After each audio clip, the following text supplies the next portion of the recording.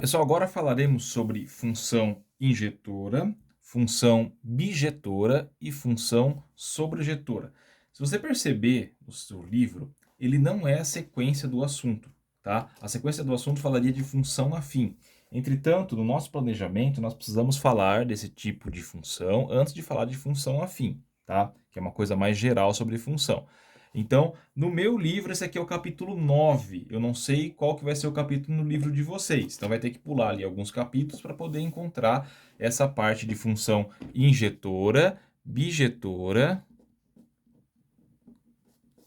e sobrejetora.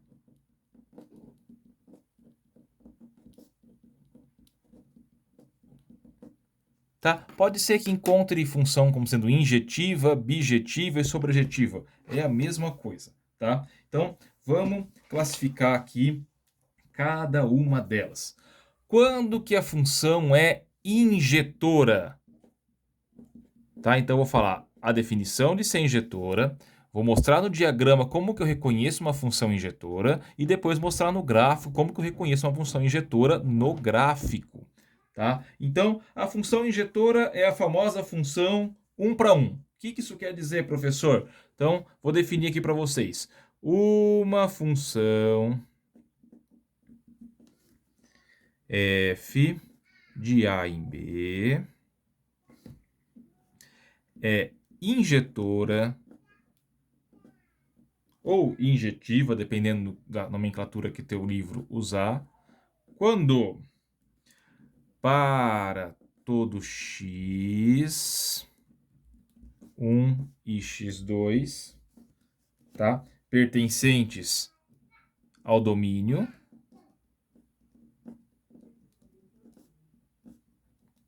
ocorreu o seguinte: se eu tenho x1 diferente de x2, então f de x1 é diferente de f de x2. Traduzindo, pontos diferentes possuem imagens diferentes. Tá? Pontos diferentes possuem imagens diferentes. Como que fica isso, gente? Vou trazer aqui para vocês poderem enxergar que ficou desse lado. Como que fica isso, gente, no diagrama? No diagrama é assim, ó. Eu tenho um diagrama aqui.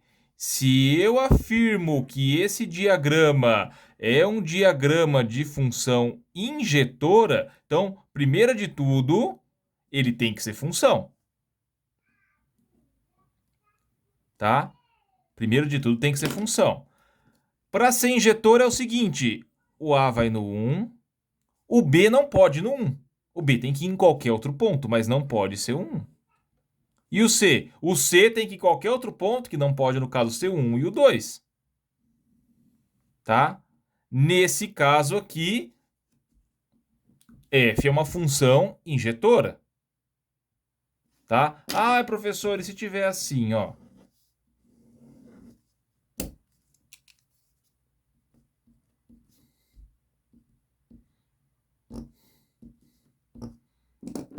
Vamos lá.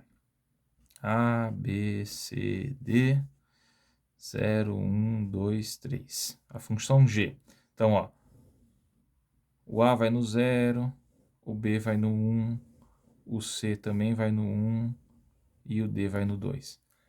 Bom, a G é função, porque cada ponto do domínio tem uma única imagem, mas ela não é função injetora. Por quê? O B é diferente do C, mas a imagem deles é igual. Então, a função injetora, eu tenho que ter pontos diferentes, tendo imagens diferentes. A famosa 1 para 1. Tem um aqui ligado com um daqui, um aqui ligado com um daqui, um aqui ligado com um daqui. Não pode ter ninguém com nenhuma imagem sendo imagem de dois pontos distintos. E no gráfico, como que eu vejo isso graficamente? Então, graficamente é o seguinte, gente. Eu vou fazer aqui dois gráficos bem conhecidos para gente. Bem conhecidos da gente. O primeiro gráfico de uma função afim. E depois o gráfico de uma função quadrática. Tá? Então, ó, essa aqui é injetora. Essa aqui não é injetora, mas ambas são funções. Bom, e esse daqui? Pontos diferentes possuem imagens diferentes. Então é assim, primeiro eu vejo se o gráfico é gráfico de função. Beleza, é gráfico de função? Ok, passo para o segundo passo. Qual que é o segundo passo? Eu vou transladar aqui a minha régua imaginária pelo eixo Y e verificar. Ela está encontrando o gráfico em somente um ponto?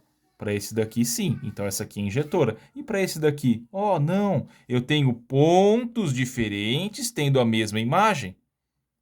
Tá? Por exemplo, aqui o 0, ele é a raiz aqui de 2 pontos, né? E ele é a imagem de 2 pontos aqui. Vamos colocar aqui menos 1 e aqui o 6. E aqui o 0. O 0 é a imagem do menos 1 e o 0 é a imagem do 6. Isso não pode ser para caso de função injetora. Então, essa função aqui, vendo ela completamente, ela não vai ser injetora. Mas, só em um intervalo, ela pode ser. Se eu quebrar aqui a função, falar agora ela é só esse pedaço, aí ela seria injetora. Ou agora ela é só esse pedaço, aí ela seria injetora. Tá?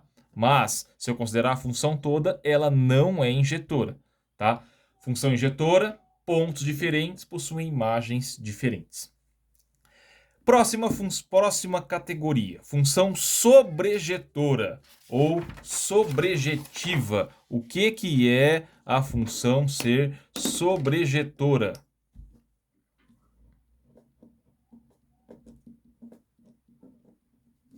Tá? A função é sobrejetora quando acontecer o seguinte. Então, vamos primeiro escrever aqui a definição. Vou me atentar aqui para os limites aqui da folha para não colocar nada fora aqui para a gente. Então, até aqui pode. Vamos lá. Uma função f de A em B, domínio A contra domínio B. Ela é sobrejetora quando para todo y pertencente a B, então o y é o elemento lá do contradomínio, existe ao menos ou pelo menos um x pertencente a A, tal que f de x é igual a y. Bom, o que isso quer dizer? A imagem da minha função tem que ser igual ao contradomínio. O conjunto imagem vai ser o contradomínio todo. Não pode sobrar ninguém no contradomínio. Então, para a função ser sobrejetora, no diagrama é uma coisa desse tipo.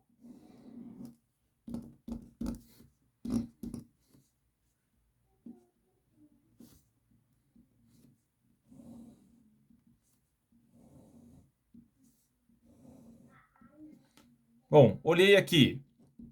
F é sobrejetora? Olho aqui para o conjunto imagem. O conjunto imagem é todo o contradomínio? Nesse caso aqui, sim. Então, a função é sobrejetora. Ela é injetora? Não, não é injetora. Você já sabe o motivo. Mas ela é sobrejetora? Sim. Bom, e quando que não vai ser sobrejetora? Quando tiver uma coisa assim, ó.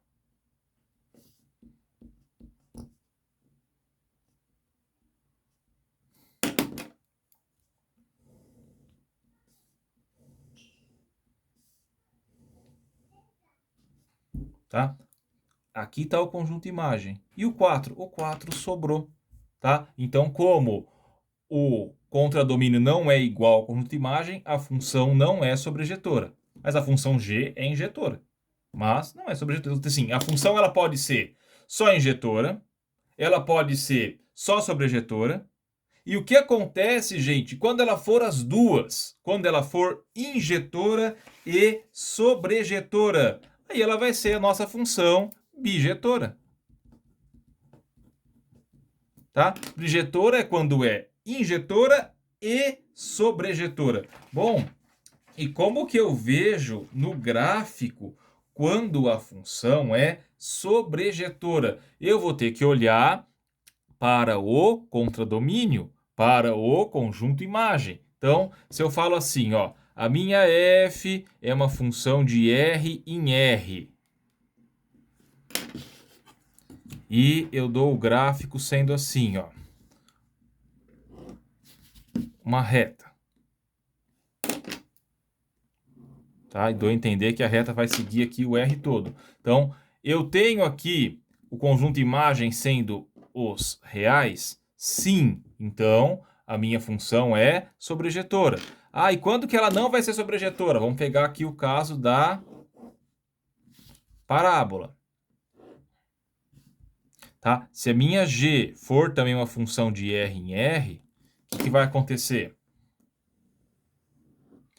A imagem aqui, ela vai ser todos os reais? Não, gente, porque a imagem, ó, ela vai aqui desse ponto aqui que é o vértice, vamos falar que é o -1, até a imagem de g é esse intervalo aqui, ó, de -1 até mais infinito.